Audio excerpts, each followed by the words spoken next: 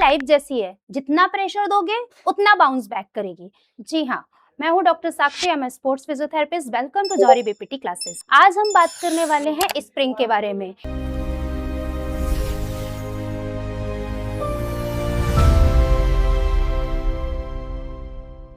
तो सबसे पहले हम क्या समझेंगे कि स्प्रिंग होता क्या है, यूनिवर्सिटी में हमें किस तरीके से लिखना है और कैसे क्वेश्चन पूछे जाते हैं।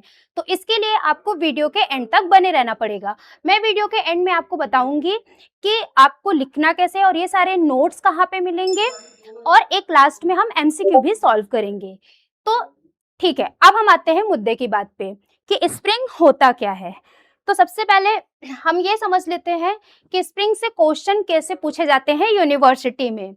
तो कैसा क्वेश्चन पूछा जाता है? पहला क्वेश्चन, जैसे अगर हम बात करें तो किस तरीके से क्वेश्चन पूछा जाता है, define spring and right in detail about property of spring and parallel and series spring. तो इससे क्वेश्चन आपको 2 मार्क्स में भी पूछ सकता है, 15 मार्क्स में भी क्वेश्चन पूछ सकता है। 15 मार्क्स में अगर क्वेश्चन पूछेगा तो कुछ इस तरीके से पूछेगा कि define spring and right in detail about property of spring and parallel and series spring. कई बार होता है 2 मार्क्स में क्वेश्चन पूछता है तो 2 मार्क्स में आपको सिंपल सीरीज के क्वेश्चन पूछ सकता है, या फिर 10 मार्क्स में पूछेगा तो 10 मार्क्स में आपको या तो पैरेलल स्प्रिंग पूछ सकता है या सीरीज स्प्रिंग पूछ सकता है आपसे। तो या फिर वो प्रॉपर्टी ऑफ स्प्रिंग करके क्वेश्चन पूछ सकता है। तो ये आपको 10 मार्क्स में भी क्वेश्चन आ सकता है, 15 मार्क्स में भी, और आपको 2 मार्क्स में भी क्वेश्चन पूछा जा सकता है। तो सिंपल समझते हैं कि स्प्रिंग होता क्या है। तो ये जो पेन की स्प्रिंग है, हम इसी के बारे में बात करेंगे। ये सभी के पास ये स्प्रिंग होगी ऑलरेडी, आपने बचपन में बहुत इससे खेला भी होगा। तो आज जो हम स्प्रिंग के बारे में बात करने वाले हैं, ये होता क्या है, सबसे पहले ये समझते हैं। तो स्प्रिंग एक ऐसा मटेरियल है जिसपे अगर हम प्रेशर लगाते हैं या जिसपे हम फोर्स लगाते हैं तो वो एक रेजिस्टेंस प्रोवाइड कराता है। रेजिस्टेंस कैसे प्रोवाइड करेगा? या तो हम उसको खींचेंगे तो वो अपनी तरफ खींचने की कोशिश करेगा, यानी अंदर की तरफ जाने की कोशिश करेगा, या फिर हम उसको दबाएंगे अगर स्प्रिंग को तो वो क्या करेगा, वो बाहर की तरफ फोर्स अप्लाई करेगा, क्योंकि उसको अपने ओरिजिनल पोजीशन में आना है। हमने पिछली क्लास में भी बात किया था इलास्टिसिटी में भी कि इलास्टिसिटी एक ऐसी प्रॉपर्टी, ऐसे ऑब्जेक्ट होता है जिसमें हम कोई भी अगर रेजिस्टेंस अप्लाई करते हैं तो वो अपनी ओरिजिनल पोजीशन में आने की कोशिश करता है। इसी तरीके से जब भी हम उसमें एक एक्सटर्नल फोर्स अप्लाई कर रहे हैं, जैसे कि ये एक स्प्रिंग है, इसको अगर मैं खींचूंगी तो ये क्या करेगा, ये अपनी तरफ खींचने की कोशिश करेगा, वापस जाने की कोशिश करेगा, क्योंकि इसको क्या करना है, वो अपनी ओरिजिनल पोजीशन में आना है। अगर हम यहीं पे बात करें कि अगर मैं इसी स्प्रिंग को क्या करूं, मैं दबाऊं, अगर मैं इसी स्प्रिंग को मैं क्या कर रही हूँ, कंप्रेस कर रही हूँ, तो जब मैं इसी स्प्रिंग को कंप्रेस करूंगी तो ये क्या करेगा, ये अपने बाहर की तरफ जाने की कोशिश करेगा। ऐसा क्यों होता है? ऐसा इसलिए होता है क्योंकि इसकी प्रॉपर्टी है कि ये क्या करेगा, ये अपनी ओरिजिनल पोजीशन में आने की कोशिश करेगा। तो जी हाँ, आज हम जो बात करने वाले हैं इसे स्प्रिंग के बारे में बात करने वाले हैं। तो और हम समझते हैं कि क्या होता है spring. It is a mechanical device which is used to either of resist or to assist। क्या करेगा, ये एक ऐसा मैकेनिकल डिवाइस होता है जो कि यूज होता है किसके लिए, या तो रेजिस्ट करने के लिए या असिस्ट करने के लिए। किसमें? Force of muscular contraction. जो भी मसल कॉन्ट्रैक्शन है उसके रेजिस्टेंस या उसके असिस्टेंस के लिए, रेजिस्टेंस मतलब कि या तो उसको रेजिस्ट करने की कोशिश करेगा या फिर उसको असिस्ट करेगा, हेल्प करेगा वो मूवमेंट कराने के लिए। Produce passive movement of joint. तो ये एक ऐसा मैकेनिकल डिवाइस है कि क्या कर रहा है, किसके लिए यूज होता है, या तो असिस्ट करने के लिए या फिर रेजिस्ट करने के लिए। तो किसमें ऐसा फोर्स, कौन सा फोर्स, जो मस्कुलर कॉन्ट्रैक्शन है उसके पैसिव मूवमेंट के लिए। तो अगर हम किसी भी जॉइंट में पैसिव मूवमेंट करा रहे हैं तो वहां पे कोई भी रेजिस्टेंस या असिस्टेड मूवमेंट चाहिए तो ये स्प्रिंग उसमें रोल करेगा। अब असिस्टेड एंड रेजिस्टेड मूवमेंट कैसे करेगा तो आगे हम समझेंगे इसी के बारे में, इसकी कुछ प्रॉपर्टीज समझेंगे तो उसमें अच्छे से समझ में आएगा। अगर हम इसे समझे अगर सिंपल वे पे, तो ये कंसिस्ट होता है किससे, uniform coil of wire which is extensible. तो ये क्या होता है, एक यूनिफॉर्म कॉइल होता है। जैसे मैंने बताया ये एक स्प्रिंग है, पेन की स्प्रिंग है, ये कैसा है, एक यूनिफॉर्म कॉइल टाइप का है, ये क्या है, कॉइल होता है, वायर होता है एक, जिसमें जो कैसा होता है, एक्सटेंसिबल होता है। एक्सटेंसिबल मतलब जिसको हम क्या कर सकते हैं, फ्लेक्सिबिलिटी होती है उसमें, ठीक है। तो अब इसकी प्रॉपर्टीज क्या होती है, ये तो था सिंपल हमारा क्या, स्प्रिंग। अब हम समझते हैं कि स्प्रिंग की प्रॉपर्टीज क्या क्या होती है। प्रॉपर्टीज मतलब उसकी, अब प्रॉपर्टीज हमें जानना क्यों जरूरी है, क्योंकि अगर मैं हूं, ठीक है, या फिर कोई भी इंसान हो या कोई ऑब्जेक्ट है, उसके बारे में समझना है, उसके फीचर्स के बारे में समझना है कि उसमें क्या क्या फीचर्स है, तो उसी को हम बोलते हैं प्रॉपर्टीज। तो उसकी क्या क्या प्रॉपर्टीज है स्प्रिंग की, हम उसके बारे में समझेंगे। तो पहला है हमारा क्या, एक्सटेंसिबिलिटी ऑफ स्प्रिंग। मतलब एक्सटेंसिबिलिटी का मतलब क्या हुआ कि वो क्या करता है कि वो उसको एक खींचने का मौका मिलता है। मतलब स्प्रिंग क्या होता है, उसमें एक इलास्टिसिटी होती है, मतलब वो एक खींचता है, उसमें एक एक्सटेंसिबिलिटीज होती है, उसी को हम बोलते हैं extensibility of spring. Weight of spring, वो क्या करता है, अब मैंने बताया कि उसमें क्या होता है, एक इलास्टिक प्रॉपर्टी होती है, तो वो क्या कर सकता है, वेट को भी कैरी कर सकता है। तो अगर हम बात करें यहाँ पे वेट ऑफ स्प्रिंग। दूसरा है रिकॉइल ऑफ स्प्रिंग। तो अभी मैंने बताया कि इसमें कैसी प्रॉपर्टी होती है, एक रिकॉइलिंग प्रॉपर्टी होती है। तो और फोर्थ है हमारा oscillatory movement produced by a spring. तो और ये क्या करता है, एक ऑसिलेटरी मूवमेंट भी प्रोवाइड करता है। अभी हमने सिंपल समझ लिया कि कौन कौन सी प्रॉपर्टी होती है, अब उसको और अच्छे से समझते हैं कि कोई इस प्रॉपर्टी के अंदर क्या क्या चीजें देखने को मिलती है, क्या होती है वो प्रॉपर्टीज। तो सबसे पहला हमने क्या बात किया था, एक्सटेंसिबिलिटी ऑफ स्प्रिंग की बात की थी। तो एक्सटेंसिबिलिटी ऑफ स्प्रिंग में क्या होता है, a spring can be elongated by a force applied at one and the other end of the spring being fixed। तो कभी भी अगर कोई स्प्रिंग क्या है, फिक्स्ड है, अगर वो फिक्स है तो उसके दूसरे साइड से जब भी हम कोई फोर्स अप्लाई करते हैं तो वो क्या होती है, एलोंगेट होती है। एलोंगेट मतलब कि वो खिंचती है। जैसे ये एक स्प्रिंग है, अब मैं अगर इसको क्या करूं, एक साइड से मैंने फिक्स कर लिया, अब मैं दूसरी साइड से उसको क्या कर रही हूँ, खींच रही हूँ, तो ये क्या हो रहा है, खींच रहा है, इसका इलोंगेशन हो रहा है, मतलब वो लंबी हो रही है, उसकी लेंथ क्या हो रही है, लंबी हो रही है। तो उसको हम बोलते हैं एक्सटेंसिबिलिटी ऑफ स्प्रिंग। ये इसकी क्या है, प्रॉपर्टी है कि अगर हम इसको एक जगह पे फिक्स करते हैं, दूसरे साइड से जब हम इसको पुल करते हैं, खींचते हैं, तो ये क्या करती है, खिंचती है, इलोंगेट होती है, लंबी होती है, उसी को हम बोलते हैं एक्सटेंसिबिलिटी ऑफ स्प्रिंग। तो ये क्या करती है, increase in the length of the spring is directly. Obviously मैंने अभी बताया कि इलोंगेट करती, मतलब वो क्या करेगी, जो उसका लेंथ होगा उसको इंक्रीज करेगी, ठीक है, and proportional to the magnitude of the applied force used to stretch. तो जब भी अगर हम इसको स्ट्रेच करते हैं तो वो क्या होती है, उसके मैग्नीट्यूड के प्रोपोर्शनल होती है, ठीक है। अगर सिंपली वे पे समझे तो ये हमारा नॉर्मल स्प्रिंग है, ठीक है। अब जब ये तो हमारा नॉर्मल स्प्रिंग हो गया, अब उस पे हम ये देखते हैं कि क्या क्या चीजें उस पे हम कर रहे हैं। तो जैसे हम क्या कर रहे हैं, कंप्रेशन दे रहे हैं, तो जब कंप्रेशन देंगे तो ये क्या होगी, हमारी स्प्रिंग अंदर की तरफ दबेगी। तो ये हमारा क्या हो रहा है कि अपोजिट डायरेक्शन से सेम पॉइंट पे क्या हो रहा है, फोर्सेस लग रहे हैं। अब यहाँ पे जब हम स्ट्रेच करते हैं तो वहां पे फोर्स कैसा है, सेम पॉइंट से अपोजिट डायरेक्शन में फोर्स अप्लाई हो रहा है, जिसके कारण वो स्प्रिंग क्या हो रही है, लंबी हो रही है, एलोंगेट हो रही है। अगर यहाँ पे बात करें बेंडिंग की, तो बेंडिंग में क्या हो रहा है कि एक फोर्स इस साइड से और एक फोर्स इस साइड से अप्लाई हो रहा है, तो स्प्रिंग क्या होगी, यहाँ पे मतलब फोर्स कहाँ अप्लाई करेगी, इस डायरेक्शन में फोर्स को अप्लाई करेगी। मतलब जैसे मैं इसको बेंड करूं, इस स्प्रिंग को, अगर मैं इस स्प्रिंग को बेंड करूंगी तो ये क्या होगी, ये फोर्स कहाँ पे अप्लाई करेगी, मैंने यहाँ से एक फोर्स लगाया, एक फोर्स यहाँ से लगाया, तो इसका फोर्स ऑफ डायरेक्शन क्या हुआ, इसका फोर्स ऑफ डायरेक्शन इस साइड से हुआ कि ये वापस आने की कोशिश करेगी। मतलब मैंने ऐसा बेंड किया इसको, तो ये क्या करेगी, पीछे की तरफ आने की कोशिश करेगा, क्योंकि मैंने पहले शुरू में ही बताया था कि स्प्रिंग क्या होता है कि वो अपनी ओरिजिनल पोजीशन में आने की कोशिश करेगा। नेक्स्ट है हमारा वेट ऑफ स्प्रिंग। तो वेट ऑफ स्प्रिंग क्या होता है कि अगर अब इसकी एक प्रॉपर्टी है वेट ऑफ स्प्रिंग की, तो मतलब अगर हम इस स्प्रिंग में कोई भी वेट लेते हैं या वेट लगाते हैं हम उस पे, तो क्या होता है कि वो एक स्प्रिंग की प्रॉपर्टी होती है कि वो उसको होल्ड कर पाता है। होल्ड कर पाता है मतलब जैसे ही अगर हमने वेट को हटाया तो वो ओरिजिनल अपनी पोजीशन में आ जाता है। तो ये क्या होती है, ये उसकी वेट प्रॉपर्टी होती है। तो जैसे अगर हम बात करें यहाँ पे, the standard spring which are used are graded in pounds. Example के तौर पे अगर हम समझे तो 50 lbs, 40 lbs एंड 20 lbs यहाँ पे हम यूज कर रहे हैं। तो हम इसको समझते हैं डायग्राम पे अच्छे से कि ये होता कैसे है। तो हमने क्या किया, वेट लगाया स्प्रिंग पे, तो it's determined by the material and thickness of the wire from which it is made and average diameter of recoil.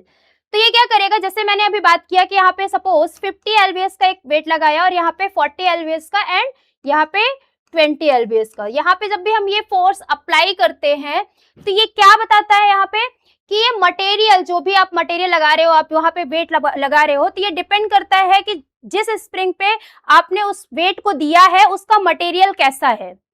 क्योंकि कुछ स्टील मटेरियल हो सकते हैं, कुछ प्लास्टिक मटेरियल हो सकते हैं, कुछ की थिकनिंग कम हो सकती है, तो इस हिसाब से वो वेट कैरी करता है। जरूरी नहीं है कि सारे स्प्रिंग जो होंगे वो 50 एलबीएस का या 50 केजी का आपका वो जो वेट है वो कैरी कर पाए या उस पे ले पाए लोड को। तो क्या होता है, वो डिपेंड करता है मटेरियल की प्रॉपर्टी के ऊपर कि वो मटेरियल है कैसा।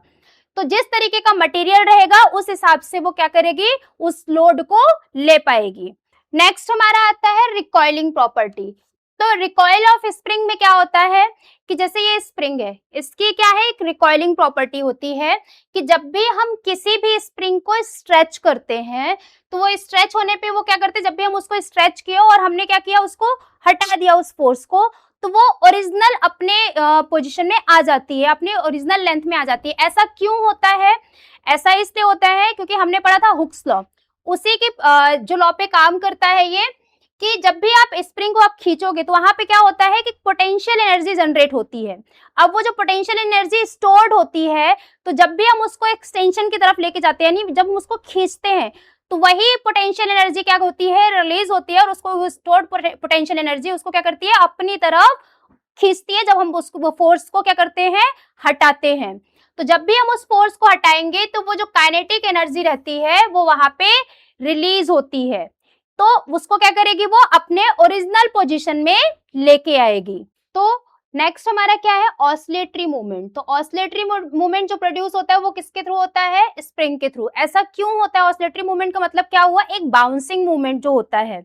अब वो बाउंसिंग मूवमेंट किस तरीके से आ सकता है, तो जैसे ही हम क्या करते हैं, एक स्प्रिंग को हमने क्या किया, स्ट्रेच किया, या सपोज मैंने इसको छोड़ा, तो ये क्या करता है, एक ऑसिलेटरी मूवमेंट प्रोड्यूस करता है। क्या करता है, ये स्प्रिंग 2-3 बार वो मूव करेगी, ठीक है, वो उसका क्या होता है, ऑसिलेटरी मूवमेंट होता है। तो बेसिक जो स्प्रिंग होती है वो ऑसिलेटरी मूवमेंट प्रोड्यूस करती है। If a weight applied to stretch a vertical spring, कोई भी एक वर्टिकल स्प्रिंग है उस पे हम क्या कर रहे हैं, वेट अप्लाई कर रहे हैं, तो वो क्या करेगी, spring is raised and then release again oscillatory movement. तो जब भी हम वो वेट को हटा देंगे उसके बाद भी वो क्या करेगी, वो स्प्रिंग क्या होगी, मूव करेगी, ठीक है। तो वो जो स्प्रिंग मूव करती है, अगेन रिलीज होते हैं, उसको हम क्या बोलते हैं, वो क्या करती है, एक ऑसिलेटरी मूवमेंट प्रोड्यूस करती है, उसी को हम बोलते हैं ऑसिलेटरी मूवमेंट ऑफ स्प्रिंग। कि जब भी आप कोई भी वेट अप्लाई करते हैं किसमें, एक वर्टिकल स्ट्रेच में स्प्रिंग पे, तो जो आपकी वर्टिकल स्प्रिंग रहती है वहां पे क्या होगा कि वो स्ट्रेच होगी, ठीक है। स्ट्रेच होने के बाद जब भी हमने क्या किया, उस वेट को रिलीज कर दिया, तो रिलीज करने के बाद भी वो क्या करेगी, एक ऑसिलेटरी मूवमेंट प्रोड्यूस करती है, उसी को हम बोलते हैं ऑसिलेटरी मूवमेंट ऑफ स्प्रिंग। तो ये था आपका प्रॉपर्टी ऑफ स्प्रिंग। तो हमने ये समझ लिया कि स्प्रिंग क्या होता है, इसकी प्रॉपर्टीज कौन कौन सी होती है। तो अगर आपको 2 मार्क्स में क्वेश्चन पूछा जाता है तो आप क्या करेंगे, स्प्रिंग को किस तरीके से डिफाइन करना है मैंने आपको बता दिया। और अगर आपसे प्रॉपर्टी ऑफ स्प्रिंग 10 मार्क्स में पूछा जाता है तो आपको ये सारी चीजें लिखनी पड़ेंगी। तो अब हम समझते हैं, हमने बात किया था स्टार्टिंग में spring in parallel and spring in series. तो 2 टाइप से स्प्रिंग होती है, एक या तो किस तरीके से हम कर रहे हैं, उसको पैरेलली ले रहे हैं, या फिर उसको हम क्या कर रहे हैं, सीरीज वाइज देख रहे हैं। तो सबसे पहले हम क्या समझेंगे, स्प्रिंग इन पैरेलल। तो स्प्रिंग इन पैरेलल का मतलब क्या समझ में आया आपको, तो पैरेलल मतलब कि सपोज यहाँ पे एक स्प्रिंग है, वो इस तरीके से अटैच है, और वहीं पे सेम साइड पे पैरेलली क्या होगी, दूसरी स्प्रिंग अटैच होगी, इसको हम बोलते हैं पैरेलल स्प्रिंग।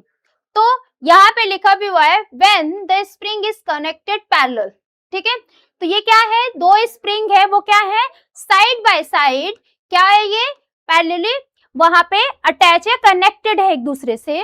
तो इसमें क्या बोला है कि a spring of a specific weight is not available to equal springs of half of the required weight may be used in parallel to produce the same result.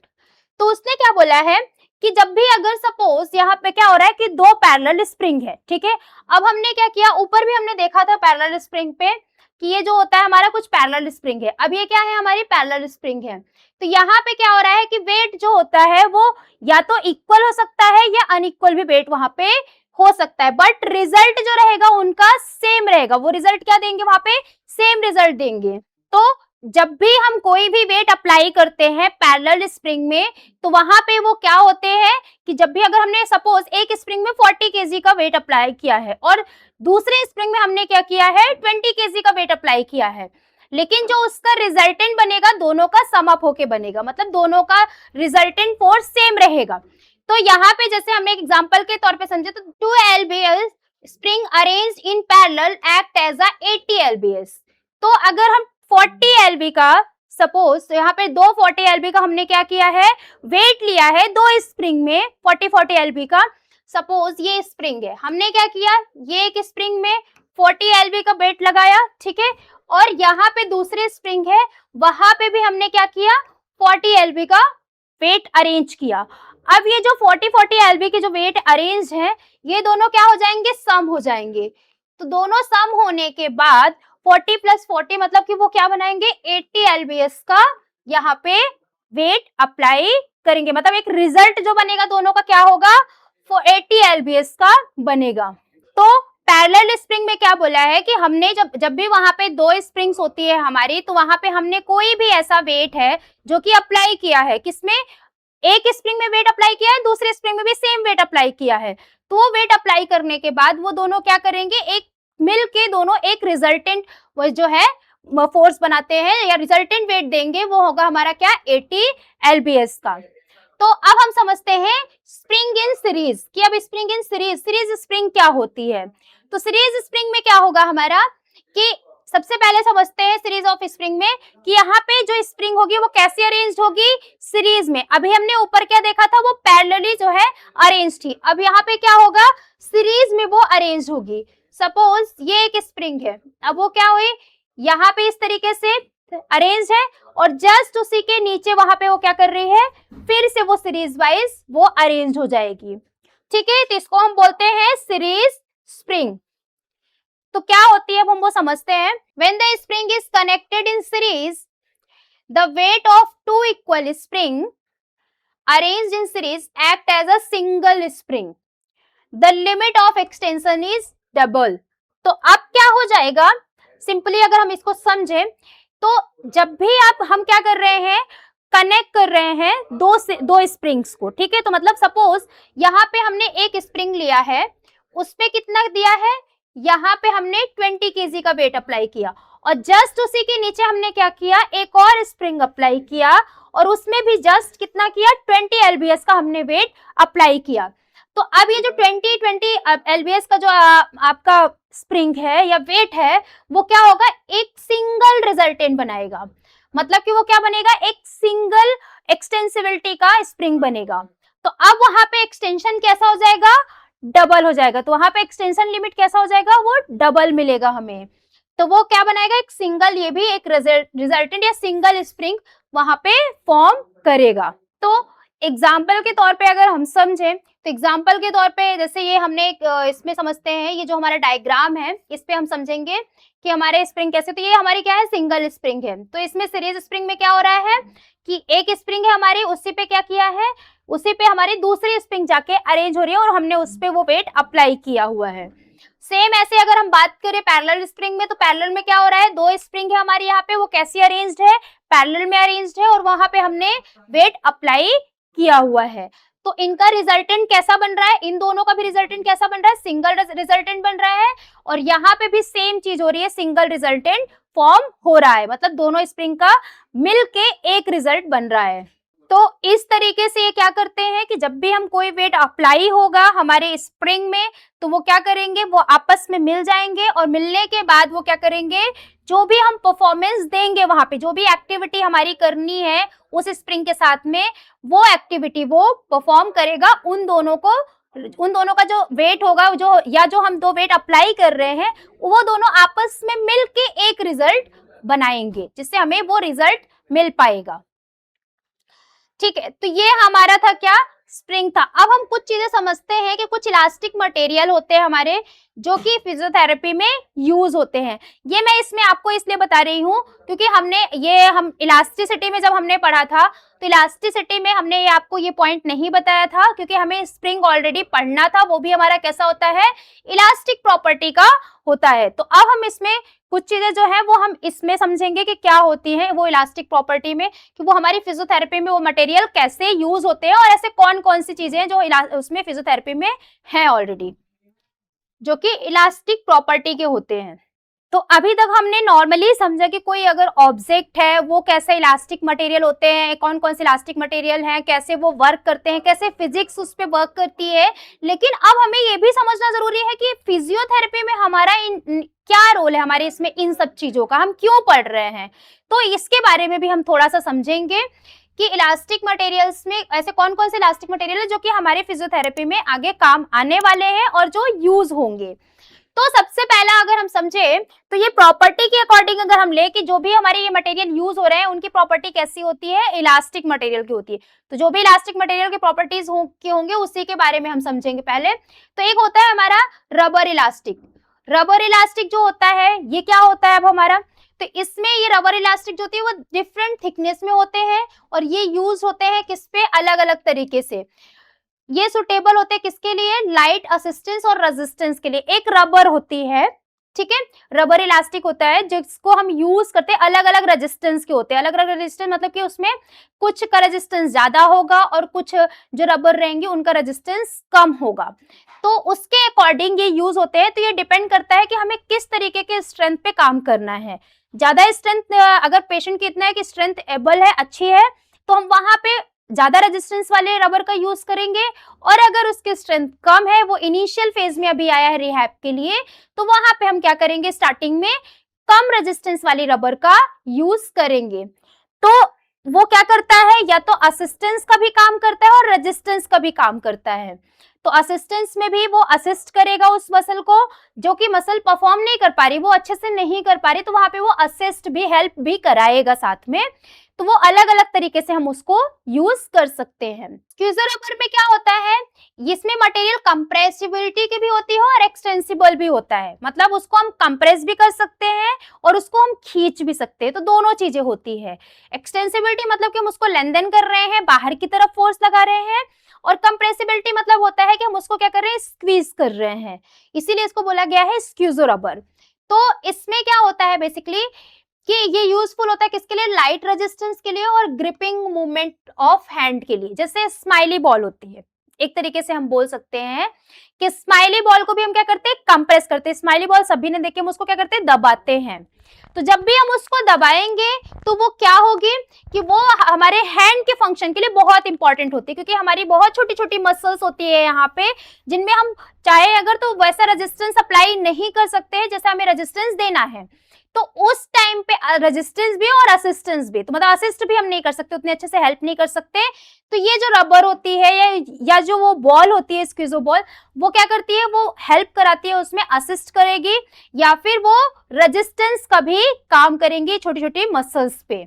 तो नेक्स्ट है हमारा spring, जिसके बारे में अभी हमने बात कर लिया है ऑलरेडी। तो स्प्रिंग किस लिए यूज होता है, मैंने ऊपर भी बताया था कि रेजिस्ट भी करेगा और असिस्ट भी करेगा, दोनों में ये काम करता है कि रेजिस्टेंस का भी अप्लाई करेगा, मतलब उसको रोकने का भी काम करेगा और उसको हेल्प भी कराएगा मूवमेंट में।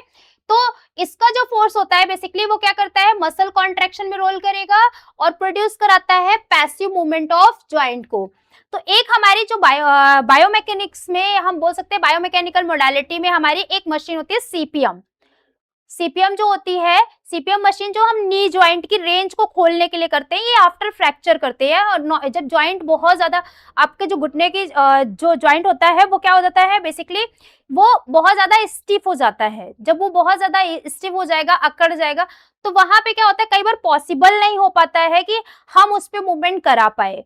तो वहां पे क्या करते हैं, उस मशीन का यूज करते हैं। तो वो क्या करता है, उसको असिस्ट करता है, हेल्प करता है मूवमेंट कराने में। अभी आप पढ़ोगे आगे कि ये मोडालिटी क्या होती है, तो उसमें भी ये स्प्रिंग बहुत इंपॉर्टेंट रोल करता है। ऐसे ही एक स्प्रिंग होती है हमारी, जो कि हैंड फंक्शनिंग के लिए बहुत इंपॉर्टेंट होती है। ये मैं आपको मोडालिटी में दिखाऊंगी ये सारी चीजें।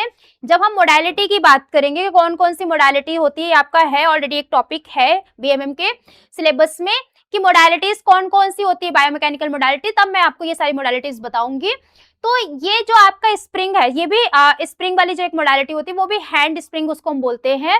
वो भी फिंगर ग्रिपर के लिए होती है, मतलब फिंगर की जो छोटी छोटी मसल्स है इसके स्ट्रेंथनिंग के लिए होती है, और साथ में उसको असिस्ट करने के लिए भी वो रोल करती है। तो अब नेक्स्ट है हमारी, ये तो हमने बात कर लिया स्प्रिंग के बारे में कि स्प्रिंग क्या होती है। अब हम बात करते हैं थेराबैंड के बारे में, कि अब नेक्स्ट हमारा आता है थेराबैंड, जो कि सबसे इंपॉर्टेंट है फिजियोथेरेपी में। बिना थेराबैंड तो आपकी कोई एक्सरसाइज इतनी पॉसिबल नहीं है। थेराबैंड क्या होता है, ये बेसिकली स्ट्रेंथनिंग एक्सरसाइज के लिए रोल करता है। स्ट्रेंथनिंग मतलब कि ताकत लगाने के लिए। जो भी हमारे, अगर किसी कोई ऐसा पेशेंट है, या कोई ऐसा पेशेंट छोड़ो, आप भी नॉर्मली, हम भी क्या होते हैं, इतनी स्ट्रेंथ नहीं होती हमारी बॉडी में कि हम उस एक्टिविटी को परफॉर्म कर पाए या हम कर पाए। तो उस टाइम पे हमें इस थेराबैंड का हम यूज कर सकते हैं रेजिस्टेंस ट्रेनिंग के लिए। तो बेसिक मसल को स्ट्रेंथ करने के लिए हम इस थेराबैंड का यूज करते हैं। अब क्या होता है, ये थेराबैंड अलग अलग टाइप के होते हैं। तो जैसे कि अलग, अब टाइप मतलब कि उसमें कलर्स में भी होता है, तो हम इसको कलर्स के थ्रू भी हम समझ सकते हैं कि किसमें कितना रेजिस्टेंस है। तो आपने देखा होगा, मार्केट में भी बहुत देखा होगा, थेरेपिस्ट को भी बहुत करते हुए देखा हुआ होगा कि वो अलग अलग कलर का यूज करते हैं थेराबैंड्स का। तो इसका मतलब ये नहीं हुआ कि वो अपनी चॉइसेस के अकॉर्डिंग कर रहे हैं कि नहीं हमें पिंक कलर पसंद है, हमें ब्लैक कलर पसंद है, इसलिए वो यूज कर रहे हैं, नहीं। तो ये कॉन्सेप्ट गलत है। ये एक्चुअल में इसलिए होता है क्योंकि उनका इस तरीके का रेजिस्टेंस होता है, वो उनका रेजिस्टेंस उस तरीके से होता है, इसलिए वो थेराबैंड का उस तरीके से यूज करते हैं।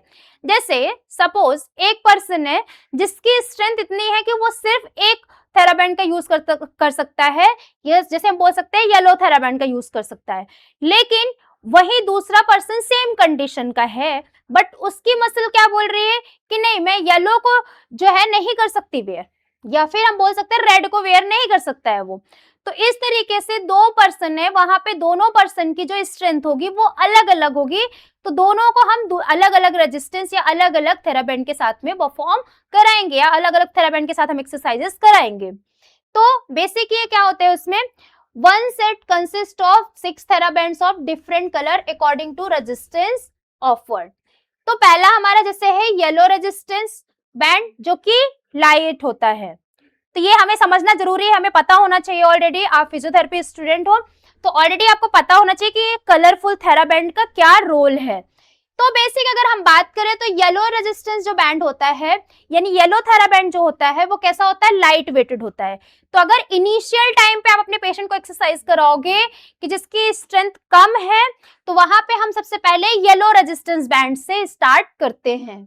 फिर दूसरा हमारा रेड रेजिस्टेंस बैंड है, वो थोड़ा सा उससे ऊपर होता है येलो से, येलो बहुत ज्यादा लाइट होता है, तो उससे थोड़ा ज्यादा रेजिस्टेंस होता है हमारा किसमें, जो आपका रेड कलर का होता है, जो रेड कलर वाला रेजिस्टेंस बैंड होता है।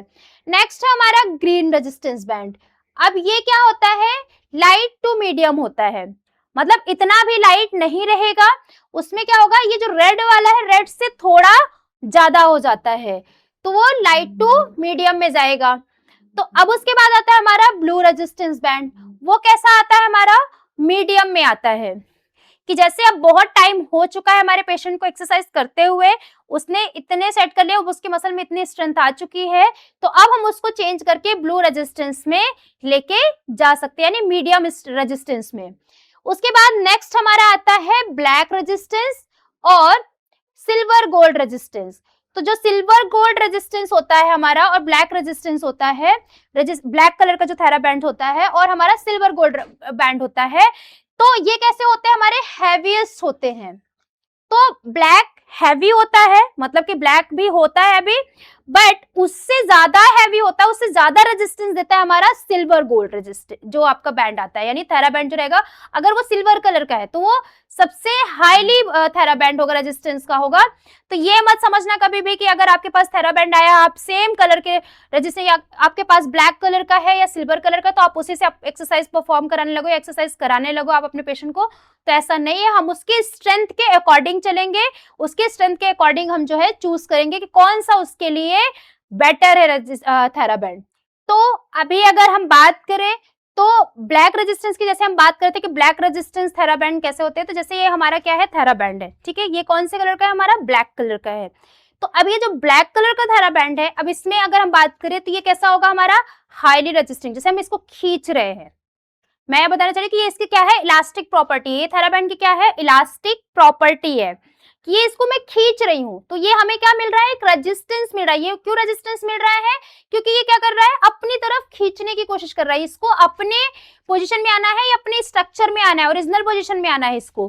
तो ये क्या करेगा, जब भी मैं इसको बाहर की तरफ खींचूंगी तो ये क्या करेगा, इसको सडन छोड़ूंगी तो ये वापस अपने उस पे आ गया, किसमें, अपने ओरिजिनल पोजीशन में आ गया, ओरिजिनल लेंथ में आ गया। तो अगर मैं इसको बहुत ज्यादा खींचूंगी तो इसकी इलास्टिसिटी क्या होने लगेगी, धीरे धीरे कम होने लगेगी, या क्या हो जाएगा, ये टूट जाएगा। क्यों टूट जाएगा, क्योंकि वो उसकी क्या है, एक्सटेंसिबिलिटी है, ये इतना ही जा सकता है, इससे ज्यादा वो नहीं खींच सकता है। तो जब भी हम इसको खींचते हैं तो हमें एक हाईली रेजिस्टेंस मिलता है। वो किस लिए मिलता है, क्योंकि इसको क्या करना है, ओरिजिनल अपने लेंथ में आना होता है, क्योंकि ये इलास्टिसिटी की प्रॉपर्टी है।